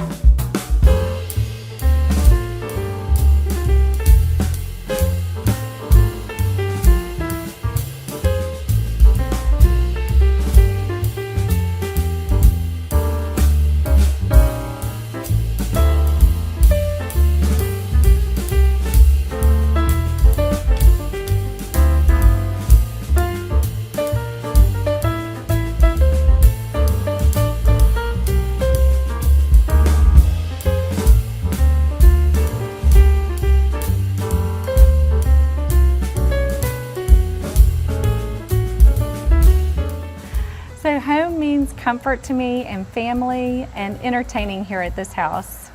Homeworthy, it's been an honor and so amazing to have you here today. Until next time, bye-bye.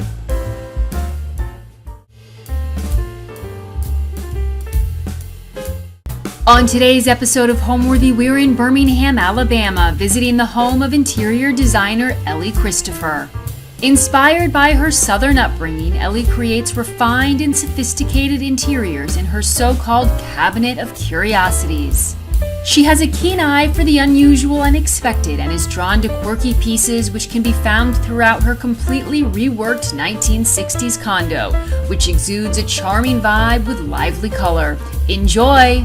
You're watching Homeworthy, where we believe every home has a story. Before today's episode, click the join button below to support all of the storytelling we do on this channel.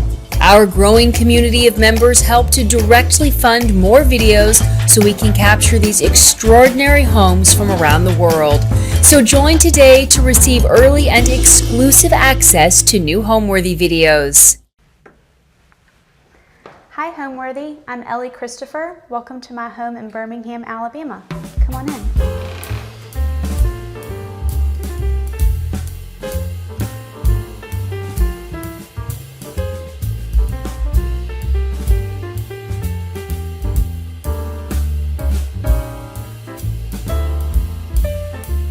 Hi, I'm Ellie Christopher, and I'm an interior designer.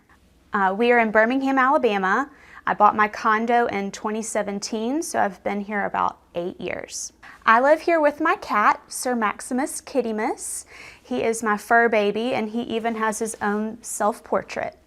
My style is a little hard for me to describe. I just tend to purchase the things that I love. Frilly, girly, floofy things, as I like to say. Pink is my favorite color, so you'll see pink throughout the house. And anything with flowers or birds or animals, actually, I have an affinity for buying things with animals' heads or feet. So it's pretty eclectic, kind of like a cabinet of curiosities. We're currently in my living room. When you walk in the front door, this is the first room you'll walk into, and it is one big space that has to function as a multi-use space. So I have my dining table in the front window, and it has served a multitude of purposes over the years. I like to set it for parties and have trays of food and stuff like that ready for people to use, or set up a bar on it when people come over. But I set the table today for some friends that are going to join me after we're finished and have some champagne and nibbles. My friend Kathleen Varner helped me with the flowers. I have this beautiful old Barbatine vase that I bought at an estate sale here in Birmingham. And she just played off of the flowers that are already on the outside of it. It's a beautiful Majolica piece. It's one of my favorite things in my home. It's heavy and it can hold a whole big arrangement. She did such a beautiful job. I love the wispy nature of the flowers that she does. The plates are some that I bought on eBay. I am addicted to eBay. It's a problem. They're old Limoges plates with butterflies. Again, the affinity towards animals is quite apparent. And then I had these napkins made to actually work with my favorite sets of dishes that I have, which are Richard Ginori, and the color is just perfect. These are old French coupes that I bought while shopping with friends. And the ottoman is covered in a Scalamandre silk velvet, and it was the ottoman that my mentor gave me. It was her first piece of furniture, so it's very special to me. So when I moved in, I had a whole scheme for this house picked out around this beautiful Pierre Frey fabric. And then when I figured out how many yards of fabric I would need, I realized a very young designer could not quite afford that. So I bought this great inexpensive white linen and then a tape that's this purpley pink color that's one of my favorites. And I had the tape run along the bottom and up the edge, so it makes kind of like a big U. And I think it's just kind of like eyeliner. It gives a definition to the window without being too ornate. And I did black rods and brass rings and finials, so it had a little bit of a formality without being too fussy. That's something that I learned working for other designers, just a little tweak that helps having everything, rather than having everything match, they can help stand out a little bit. And then I did bamboo shades behind just for a nice added texture. Again, that push and play of formal versus informal. So this is one of my favorite vignettes in my house. I bought this table here at a local antique shop called Hen House. They have beautiful English antiques. It was the perfect piece to fill this space. So I picked up this painting here in front of Max's portrait from High Point. It is by an artist named Peter Keel, and what I found most interesting is he studied under Picasso. So I may never be able to purchase a Picasso, but I have a piece by an artist who studied with him, so that is a nice element for me. My dad grew up going with him, and we would buy antique boxes everywhere, and when I found this tortoiseshell box, I just had to have it. The little brass button and the little ball feet just make me so happy. I bought this starburst clock in High Point as well. I've seen so many starburst mirrors, but not quite as many clocks. It was the perfect little size, and it just finished off this space for me. I also like to collect matchbooks from everywhere I go. So I recently went to see Taylor Swift in Paris, and I got to eat at some really fabulous restaurants, two of which were designed by a very famous interior designer there, Lulu and Giraffe. And so I love to look at those and remember my trip. First thing I ever purchased out of college were these lamps from a store in Atlanta called Park Monceau. It doesn't exist anymore. He has retired. But I was a young designer working for my first job, and I saved all of my pennies. And I went to the store and I told the owner I wanted to buy these, and I had exact money for everything, even the tax. And he would not let me pay full price for them. So they're very special, and they remind me of a time when I was, green and just so excited to learn everything. And they've come with me everywhere I've moved. I even had these pagoda-shaped shades created just to give them a little bit of flair and a little bit of funk. Every year we have a big event in Birmingham, Antiques at the Gardens, and we have these incredible designers that come to speak to us. I like to get my books signed by the designer to remind me of the year and the time that we were there together. Because I have so many, I had this plaster console made, but instead of being a fairly light piece, I asked them to make sure that the shelves were really sturdy so that I could house all of my books there. Most plaster pieces are white. I wanted this to stand out up against the screen that I painted, and I thought the black was just a nice little touch.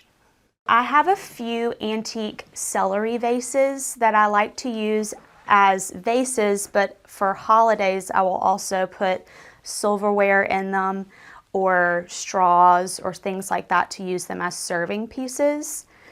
I, again, have some antique boxes that I've picked up over time. I've always wanted a big chinoiserie box, and so when I found that, I just had to have it. This brass lamp is by Westwood, and it's from the 70s. It actually belongs to a client who has not moved into her house yet, so I am borrowing it for the foreseeable future. But it has this beautiful firmway shade on top. They just provide the most beautiful light. It's a great filtered light, and that little added element of a pattern and on top of it just makes it so much more special. As a kid, I grew up taking every kind of art class you could possibly think of. I've taken bronze sculpture classes and all sorts of crazy things, but the consistent element has always been painting. I would not consider myself an artist, but I had this huge wall space when I moved in and I didn't know what to do with it. So I found a screen on eBay that was covered in what was an American flag, painted over it, and just wanted something that felt a little bit like Gracie or de Gournay, but much more colorful and much more cheerful. So it took me a long time to get it done, but I have loved all of the little elements. I've hidden a few of my favorite animals, which are snails, inside the screen. So I like to find those. I forget where I put them over the years. So I have a large outdoor diamond sisal area rug throughout my living room. I have a cat. Sometimes he has accidents and sometimes I have accidents. So I wanted an outdoor rug that would not get dirty, or I wouldn't feel like I had to live daintily in my home. But the space needed something to help ground it. So I have this fantastic zebra rug that I got from a shop here in Birmingham called Paige Albright. And she is my go-to source for all rugs. Literally every rug in my house is from her. I have a beautiful Eglomise painted chinoiserie coffee table, and this swan was a Christmas present to myself. He's pewter and he has emerald eyes.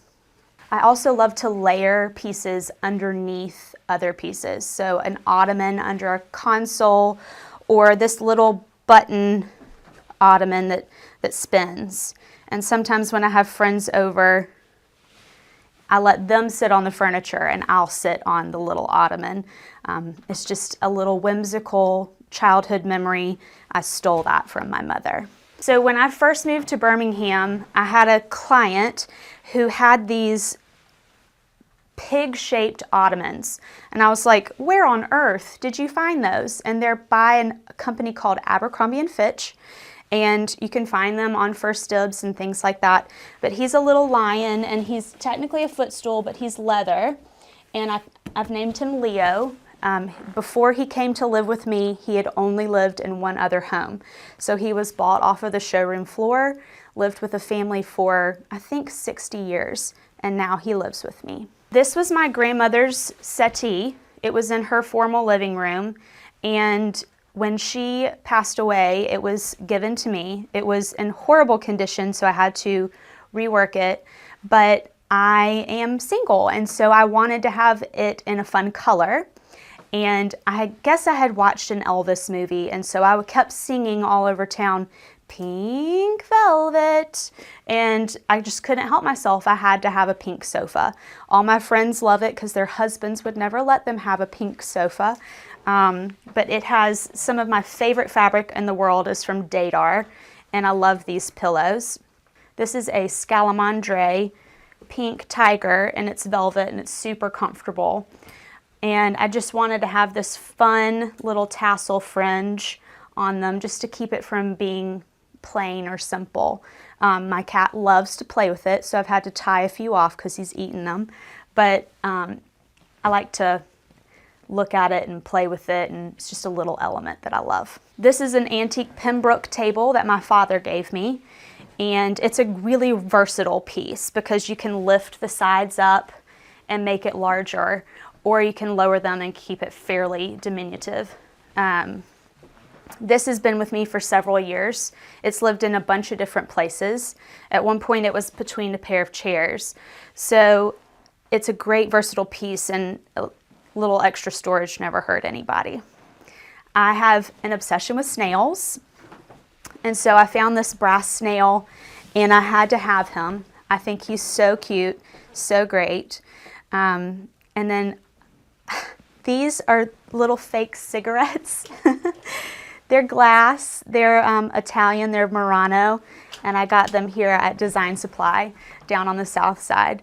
And it's just a little quirky, whimsical piece of art that's, tactile, and you can touch it. It's not too precious. Okay, so this is a bamboo bookcase that I was given for Christmas. I was actually only given half of it for Christmas. Along with the gift came an invoice. My mother likes to keep things even between me and my sister, and so she could only pay for half. So that's a little funny story behind this piece, because I only got half of it for Christmas, which I think is hysterical. I'm obsessed with my antique French rock crystal lamps, and I wanted to keep them kind of quirky, and I put this really great citron green Fermoy shade on top of it, and I just love the color that it creates in this little space. I layered one of my favorite little paintings, again another animal. It's a Napoleon painting, but he has a pug face, so he makes me laugh. I got that from a gallery in Charleston. And then the bookshelves themselves are just full of some of my favorite things.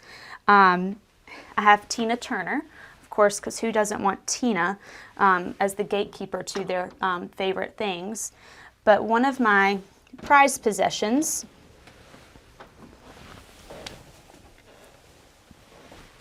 is this little pear. When I was 6, my mom's best friend started a company where she would make porcelain fruits and flowers, and I thought that I could make my pear look exactly like hers. It's definitely not the same, but it's a great memory I have of being in her studio and the time I got to spend with her. So it's my little 6-year-old hands made this little sucker, and I just love it. It's a great little memory of my childhood. This is one of the real pieces, so you can tell that her work is much more detailed and refined compared to my little bitty hands, but I just love to look at all of the details in those pieces. So this is an old basket. Again, I stole from my mother. I keep all of my drawings and plans for projects that I have in the works or things that I've completed. It just keeps them condensed and in the right spot, and it's very easy for me to pull from them.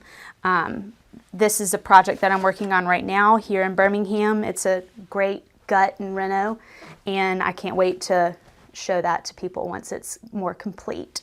But this is my work zone. So my mother and I used to go to Scott's religiously, and these are a pair of reproduction chairs that we purchased one Sunday afternoon, and I recovered them. They were in a hideous yellow damask.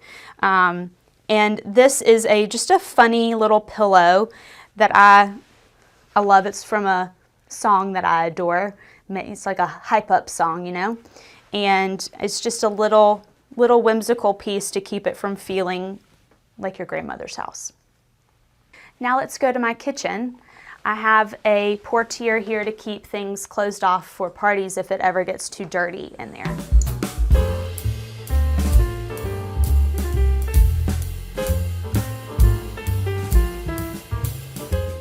Welcome to my kitchen. When I moved in, the space had black appliances, and it was builder beige, and it was absolutely horrendous. And I didn't have a clue in the world what I wanted to do. But I knew I wasn't prepared or quite ready to replace all of the appliances yet. So I had all of the cabinets painted a high gloss black. And that just helped kind of make them disappear a little bit. I purchased these knobs because they looked like fried eggs to me, like green eggs and ham kind of appearance, just a little funny little detail, but helped pop and stand out on the cabinet themselves. So I bought this bowl, the hen house here in town, and I have slowly started to fill it up with wine corks over the last 7 or 8 years that I've been here. So please don't think I'm an alcoholic, because I didn't drink all of this by myself. And then I have this great Staffordshire cheese board, but it's in the shape of a cow head, and you can lift it up and keep cheese inside of it. And I've done that a couple of times for parties. So these are my fine china. It is Anna Weatherly, Springtime in Budapest, and they have the most beautiful hand-painted little birds and bugs and butterflies and flowers, and I just love to look at them. I don't get to use them very much, but when I do, I love to entertain and have them for everyone to use because they're just special. That's a piece that my mom and I picked out when I was in high school. Why I was picking out fine china in high school, Lord only knows. But I have an addiction to plates, and I keep a slew of plates under the bed. So this is just one of my many collections of plates. So this is one of my napkins. I have several sets of napkins, but I love the detail on it, the embroidery and the little loops on the edges. And every now and then I'll use them as large placemats or use it as a way to define a space when I set up a bar. I also have this really fun little print of a cat flying a kite that I picked up when I was on Thanksgiving vacation in San Miguel, Mexico. So that's a great memory of a trip with my mom and my sister. These are little pink French champagne flutes. I love those. I purchased those on eBay, and I just love to drink champagne from pink glasses. I picked up this bucket while I was in High Point with friends, and I love to fill it with champagne and create the party in the kitchen. I've always wanted an old masters painting, but they're usually really large. So I picked this up in Tuscaloosa, and I love the details of the flowers and the basket, and I even love this little, probably dead hermit crab, poor little guy. I decided to fill the room with this great silver foil paper by Curated. It is covered in bunnies, Hunt Sloanum bunnies. They don't make it anymore, which just blows my mind. But it's been the perfect little addition to this space. I am not a cook. I am a professional microwaver, and I didn't need anything that was going to be functional. I wanted it to be beautiful. And so these bunnies just give me so much joy when I come in the morning to crack open my Diet Coke. They help bounce light around the room and create a little bit more of a feeling that it's a little bit larger because it is a foil and it's not just a flat paper. I bought this etagere for myself as a birthday present a few years back, and it's a great little bit of storage in the kitchen. This space is tiny and I didn't have a place for cooking books. Not that I actually cook, but I aspire to. And I've filled it up with all the things that make me happy. Champagne, please. Why, yes, you're welcome. And then I picked up this chicken. I think he's a chicken. He might be a different kind of bird, but he's metal. And I've seen others like it at antique stores that are not made into a lamp, but I love him. He just makes me so happy. That little prickly element is nice. And then I have a couple of antique prints. I have several in the guest bedroom that match this one, but I stole that from my mom, and I stole that piece from my dad. It's a great little modern piece, a little gouache, and I've always loved it since I was a little kid. So when I had the opportunity to appropriate it, I did. So I had a couple of parties and I had a whole bunch of extra alcohol left over, and I had no place to put the bottles. So I found this silver tray at an estate sale here in town, and I've just jammed that sucker full of everything. There is no rhyme or reason why it's in there. This is a great little humidor, not really a humidor, it's a great little tobacco jar, and I've loved him. He's the shape of an elephant. In the state of Alabama, you have to choose if you're an Alabama fan, Roll Tide, or an Auburn fan. And so I'm a Bama fan, and I have me some elephants all over the place. I love to needlepoint. I love to make things with my hands. And so I made this little sign, and my friends know to just come on in, make themselves at home, and mix their own drink. So I wanted an interesting light fixture in the kitchen, and I searched high and low, and nothing that was new fit the bill. And so these are German light fixtures that I found on Cherish, and they're flower shaped, and there's 2 lights on one bar and another separate piece that I just love having 3 lights above that are not fully connected to each other. Just a quirky little element on the ceiling. Now I'd love to show you my hallway. Follow me.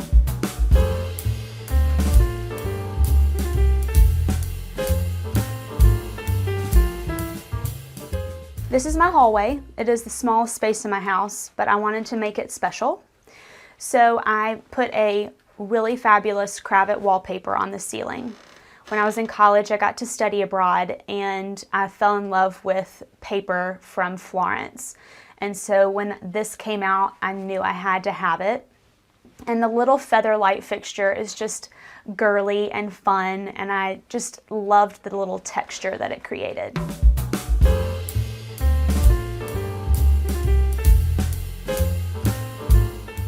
Right off of the hallway, we have my bathroom.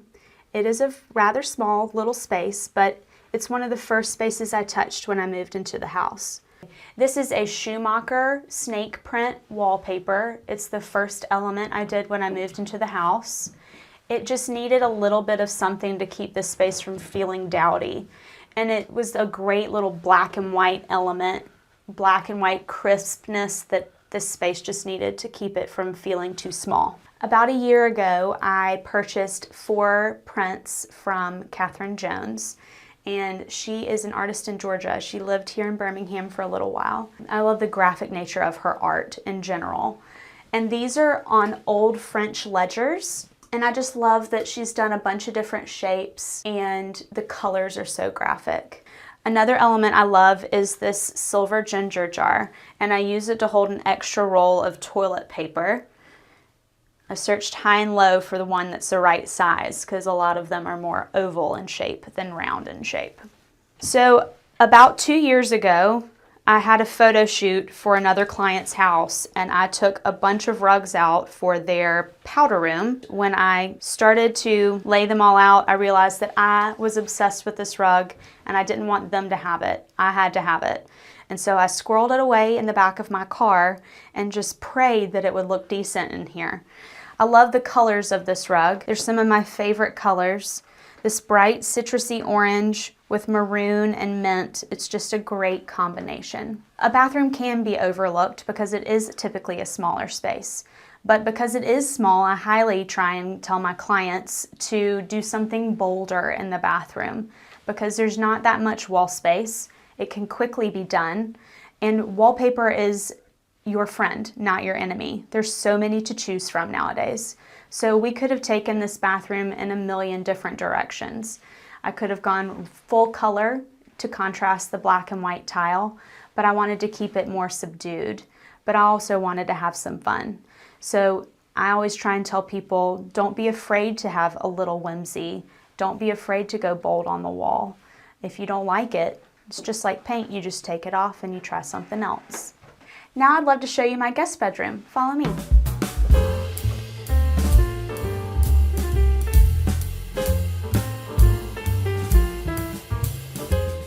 Welcome to my guest room. If you were coming to stay with me, this is where you'd be. This is the bed that my sister grew up in. It is an antique French bed from an orphanage. And if the bed was taken apart, you would see that on the back of the headboard, there is a number 5. So it was the 5th bed in a multiple series in an orphanage, which if I was an orphan, this is the bed I'd want to sleep in myself. I love the detail of the carved fruit and the little basket. It's just very girly. Eventually I'll have to let my sister have it again, but for now, it's mine. This is a chest that was my grandmother's, my paternal grandmother's. When I got it, the finish was in really poor condition. And so I painted it this really fun, happy blue color.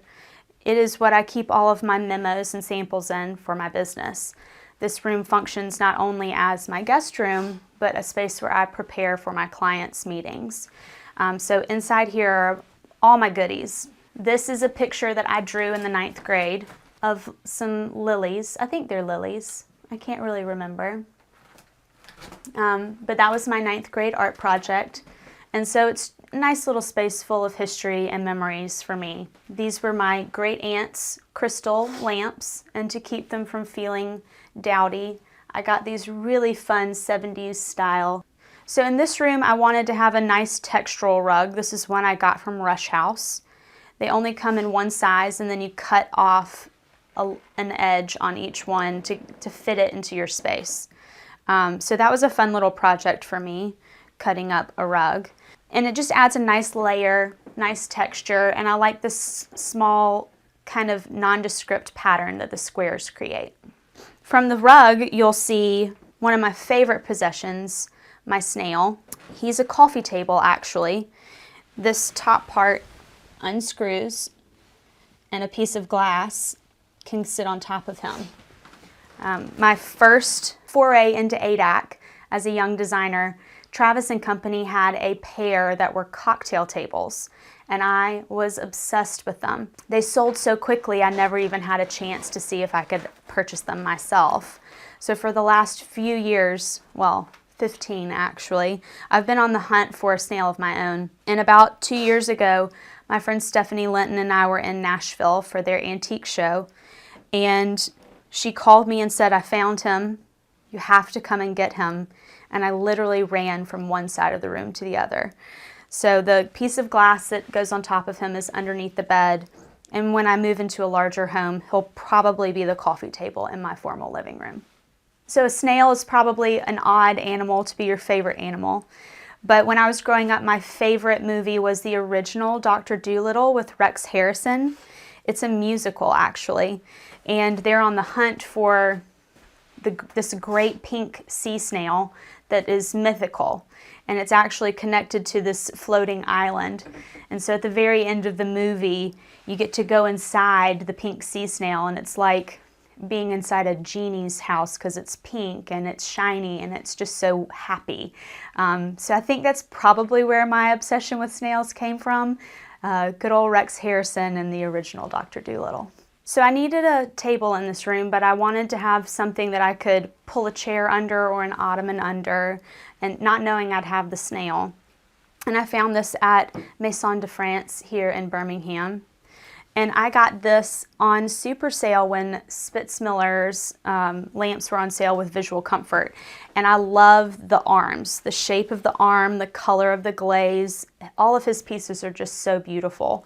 It's not one color, it's multicolored, and it's that reactive glaze that they use over in Italy, and it's just one of my favorite things. When I'm working on a project and I am trying to sort through how I want a space to feel, I love to lay the fabrics out in a tray so that I can look at them and ponder. And I will play with them and move things around, and I'll just stare at it for a while because the colors are so important to me. And I want to make sure that there's a story being told. So I like to lay it out and think about how it would move throughout the space and what colors are going to be where, and kind of play with the percentage of fabrics that you'll see in a room so that you can get an idea of scale and proportion, but just on a microcosm. My journey to become an interior designer is a little interesting. I grew up in a house that had been decorated by an interior designer, and I've always loved a beautifully finished space, but I wanted to be a doctor, and I had full plans of being a plastic surgeon. I wanted to fix little babies' cleft palates in Africa, but my proclivity to faint at the sight of blood was not going to allow me to do that. So I had a panic attack in college, and I was like, what in the world am I going to do? What am I even good at? Am I good at anything? And my roommate, she told me that I needed to try interior design. So I took a leap and I changed my major. I dropped all my courses and I picked up all new ones, and I've never looked back. I graduated in 2010 and I've been designing ever since. I've been incredibly fortunate to work for some of the South's greatest designers. So I've been taught very well, and I continue to try and learn from other people that are more talented than myself. I think sometimes it's hard to imagine yourself doing anything other than what you've pictured for yourself as a little kid, and for somebody else to tell you that you have a talent that you don't see in yourself is always nice. So I think it's really fun that she helped me in that area, because it definitely would not have come to me on my own. This guest bedroom really started with the trim that's on the draperies. It is a holly hunt trim that is dip dyed. It's kind of tie-dye kind of element. And when I saw it, I just knew I had to have it, and I couldn't live without it. And so I was trying to figure out the best way to work a room around just a trim. So I wanted to play up a bunch of different blues. And then blue and white just became a little boring. So I found this incredible Lisa Fine fabric that has all the blues that I wanted, but with a little pop of red, just to keep it from feeling too monochromatic. And I love this little light blue ticking stripe detail on the bed. Little elements like that are very important to me. There's always a wide angle and then a tight one. And so I want you to see something and wonder, what is the detail in that? And have to get up closer to it. And that's what this little ticking stripe does for me. Now I'd love for you to follow me to my primary bedroom.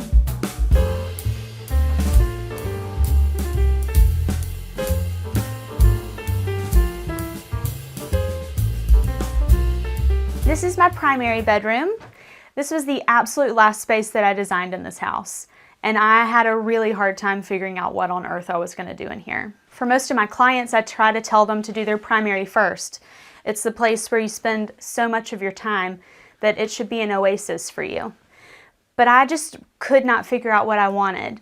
A friend of mine was in a shop here in town, and there were these vintage panels that she had tried to use for her daughter's bedroom, and they were too short. She has taller ceilings than I do, and she was like, you need these, you have to have these. And so I went to go and look at them, and I fell in love. I added the little trim. There's two different trims on here. There's a tape and these tassels, and I wanted to play up a different color than you probably would. Most people would probably go for the greens or the blues, but I wanted to play up these peachy colors because it's just a nice place to wake up when it's just very calm and soothing. So I had the walls painted this peachy color, and they just kind of fell flat. I had several weekends where I was just a little bored, and so I decided to paint the print that is going up the walls.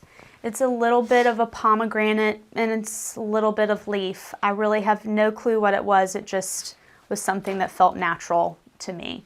I love the way it curves and the lines that it creates, but it's very subtle, very tone on tone. It's not the first thing you notice when you walk in the room. I didn't want it to distract from the bolder pattern of the drapery. When I was thinking about how to get the bed ready and how I wanted it dressed, I tried a bunch of different white sheeting and it just was too harsh. So I had these custom Matouk sheets made. They're pink and peach, and I use lots of pillows. A princess needs multiple pillows, and so I use 4 to sleep at night, but I didn't want 4 bed pillows and shams and a bolster. It just was going to become too heavy on the bed and be like half the bed covered in pillows. So I used sheeting shams as my pillowcases, and I put my monogram in the upper corner so my face wouldn't be touching it while I slept at night. So the only pillow I have to remove before I go to sleep is this bolster. I filled it with foam instead of down, so it's lighter in weight and it can just sit up in the corner. So it's pretty easy to go to bed at night. Just pop this little sucker on the corner, pop this little sucker on the floor, and I can just slide right into bed. So this is an antique Suzani that I purchased on Etsy, and it just had all the colors that I wanted to help finish off the space. It's got little scorpions and little turtles. It's even got fish, koi fish, and little deer. It's all hand embroidered and it's on silk. So it's a really lovely piece that I am considering turning into like a quilted coverlet or something like that for a little bit of puff. But I've loved having it. It's easy to throw around. It's just really lightweight. So this is a English chest that my father gave me for my 22nd birthday. I don't think most 22-year-olds get chest of drawers for their birthday, but he knew exactly what I wanted. I am a sucker for little wooden knobs and just all the little clean, soft elements. And it's a very easy piece to use in and out daily. I love it. It's a nice little memory as well. I picked up this little bee while shopping in Nashville. I want to be a beekeeper. I can't have bees in my current home, but one day I'm going to be wearing that white outfit, smoking bees out and getting my own honey. So I love him. Probably my favorite piece of art in my house is this piece. It's by Frank Fleming. He's a local artist. He has a childlike whimsy about his pieces, and it is just a conglomeration of a bunch of different things. When I bought it from the dealer, they said it was probably a piece of okra with a dog's head, bird wings, and a foot. I love that piece. I would love to have more of Frank's work, but they're hard to come by these days. So this is my portrait from when I was a little girl. The artist, Whitworth, is based in New York, and my mother flew him to Birmingham to take these pictures, and I would not cooperate. So these pictures were actually taken back home in Columbus, Georgia, but in order to get this picture, my mom bribed me by letting me wear my Minnie Mouse outfit and my plastic Cinderella shoes. So only through bribery and candy does this painting exist, because I was a stubborn pain as a child. Probably as an adult as well. I don't have those pictures here. I'm sure those pictures are in a box somewhere in my mom's house. They're somewhere to be found, but I remember just a multitude of plastic pearls, my pink Cinderella slippers, and just screaming and crying, not wanting to take this picture. It's probably why I look a little forlorn. This is my sister's chest of drawers. She doesn't have room for it. She lives out in California, and so I am using this in the meantime. It's where I keep most of my t-shirts and things like that. But above it, I have a great piece of modern art by Amy Calloway, and I love this piece. I love that it's in an old kind of crusty frame, and the juxtaposition between the two of old and new is just really nice to me. Again, my favorite color, pink. I have so many pink vases, it's really hard to count. But I wanted another modern element. I have a very traditional lamp on my bedside table, and so I found this piece here in Birmingham, and it is just a nice little airy piece of texture as far as the shade is concerned. And then I have a little collection of antique crystal jars that my dad has gifted me over the years. They're just little fun silver pieces with a bunch of different initials that don't belong to me. So before I went out on my own, I worked for a designer here in Birmingham, and I tried for years to get a client to purchase this chair. It was covered in a horrendous yellow damask that was just thread-borne and just looked very tattered.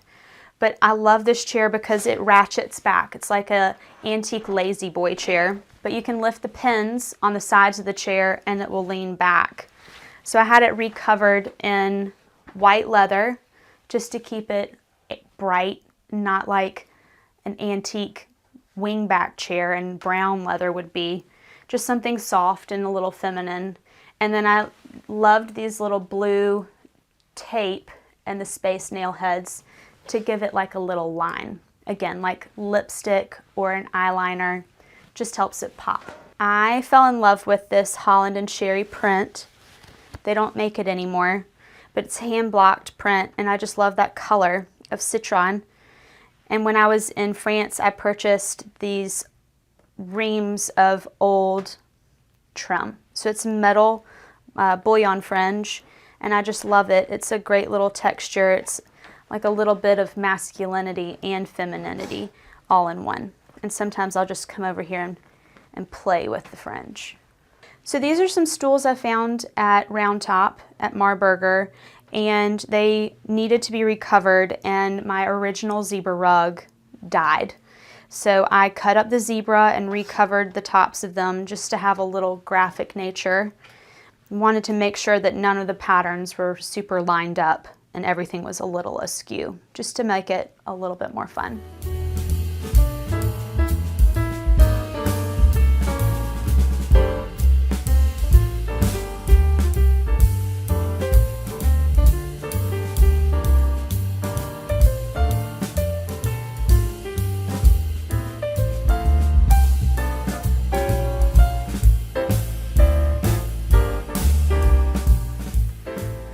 Well, Homeworthy, I hope you enjoyed the tour. That's it for here, and I hope to see you again next time. Thanks for watching. Go to homeworthy.com for exclusive content and shopping guides.